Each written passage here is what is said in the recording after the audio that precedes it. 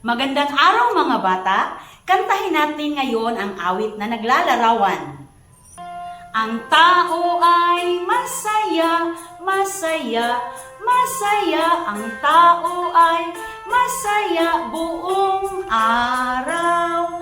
Ang bagay ay maliit, maliit, maliit. Ang bagay ay maliit, tingnan mo.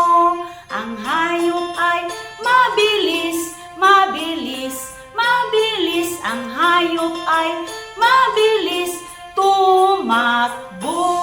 Ang aming lugar ay maganda, maganda, maganda. Ang aming lugar ay maganda, puntahan.